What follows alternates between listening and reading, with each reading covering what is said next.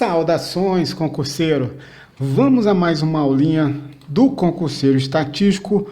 Hoje vamos ver uma questão do Tribunal Superior Eleitoral, concurso realizado pela CESP-UNB, concurso de 2006, cuja prova foi realizada em janeiro de 2007. Vamos ver o conceito de estacionariedade fraca e, para isso, nós vamos ver uma questão desse concurso, cujo enunciado era o seguinte: tínhamos lá um texto para as questões de 66 a 69 que dizia o seguinte: um processo estocástico em tempo discreto forma uma sequência de variáveis aleatórias WT, com T variando aí de 1 até N, com média zero e função de autocovariância apresentada a seguir, em que?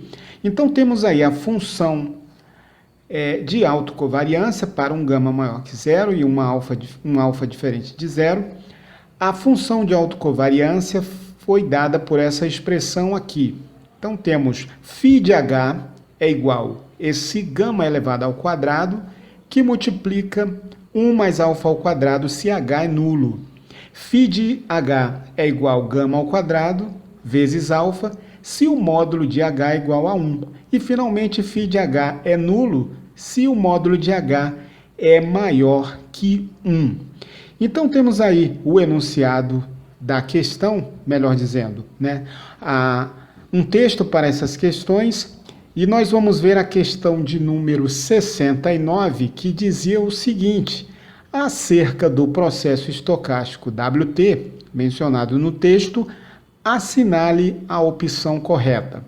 Então, nós temos aqui que a variância do ruído aleatório é igual a 1 mais alfa ao quadrado. O processo WT é autorregressivo de primeira ordem. A autocorrelação parcial de WT e WT mais H é a potência aí, H, da razão entre alfa e 1 mais alfa. E, finalmente, o processo WT é estacionário. Vamos então aqui ver o conceito de estacionariedade, e nesse caso aqui, estacionariedade fraca. É uma das propriedades exigidas nos estudos de processos estocásticos e séries temporais, dentre outras aplicações na estatística, que é o conceito de estacionariedade. Então, o processo estocástico é estacionário no sentido fraco. Nós vamos ver que existe a estacionariedade no sentido forte ou no sentido estrito, mas aqui vamos falar hoje de estacionariedade fraca. A estacionariedade fraca acontece quando a esperança do processo estocástico é finita, ou seja, temos aí um processo com esperança que é um número real finito. A esperança do quadrado de WT também é finito, ou seja, a esperança o segundo momento é finito. E, finalmente, a covariância, ou a função de autocovariância desse processo, ela depende apenas da distância entre as observações T e S. E isso a gente diz dessa maneira aqui: a função de autocovariância depende apenas da distância entre S e T. É o que esse módulo aqui significa. Então, nós vamos analisar o enunciado aí, as características da função de autocovariância dadas no enunciado para concluir o gabarito. Lembre-se de que a função de autocovariância, já definida aqui na primeira aula dessa playlist, é γk dada pela covariância entre ômega WT, né, e WT mais K aqui nesse caso. A definição de covariância, a gente lembra lá da estatística, que é WT, a esperança de WT menos μ, vezes WT mais K menos μ. Se essa média aqui for nula, a função da covariância, ou autocovariância, se reduz a WT vezes WT mais K. Facilmente nós percebemos isso aqui pela definição. Portanto, quando aplicarmos gama de zero, ou seja, a função de autocovariância no ponto zero, isso será a covariância entre WT e WT, e a covariância entre WT e WT é a variância de WT ou o segundo momento de WT, considerando aí que a nossa média é nula. Portanto, do enunciado nós temos lá o processo WT, um T variando de 1 até N, tem esperança nula, isso veio no enunciado, essa informação veio do enunciado, e a autocovariância dada por essa expressão aqui. Então veja que, se substituirmos H igual a zero nessa fórmula aqui, a autocovariância será dada por essa primeira expressão. Portanto, conclusão, a esperança de WT é finita, já que é nula, ela é finita.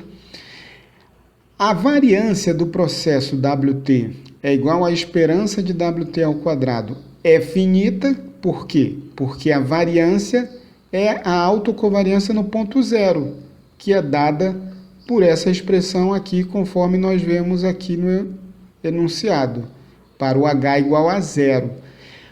E, além disso, veja que fica bem claro na definição da função de autocovariância que essa função de autocovariância depende das distâncias entre as observações. Quando essa distância é nula, temos aqui essa expressão. Quando a distância entre as observações for 1, temos essa outra expressão. E, finalmente, se a distância entre as observações é maior que 1, a função de autocovariância é nula.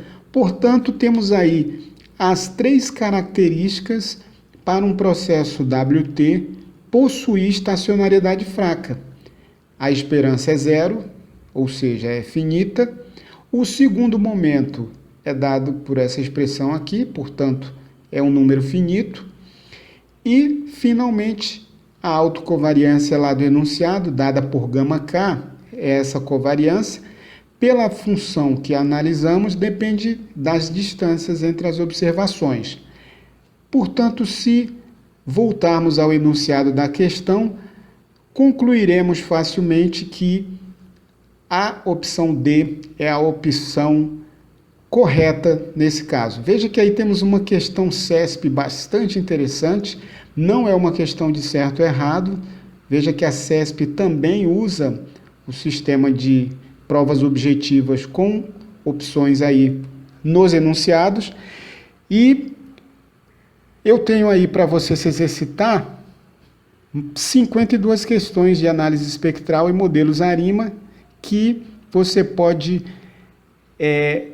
explorar mais esse item, esse tópico aí nos concursos. E temos também 52 questões de séries temporais, onde é abordado toda a parte de séries temporais e, conforme eu disse, 52 questões de análise espectral e modelos ARIMA, focando aí principalmente na identificação dos modelos ARIMA, na teoria dos processos estocásticos que tem por trás aí desse assunto muito explorado na estatística, e também a análise espectral, que é um tema pouco conhecido, pouco explorado nos concursos, mas que também aparece aí no conteúdo programático de alguns concursos.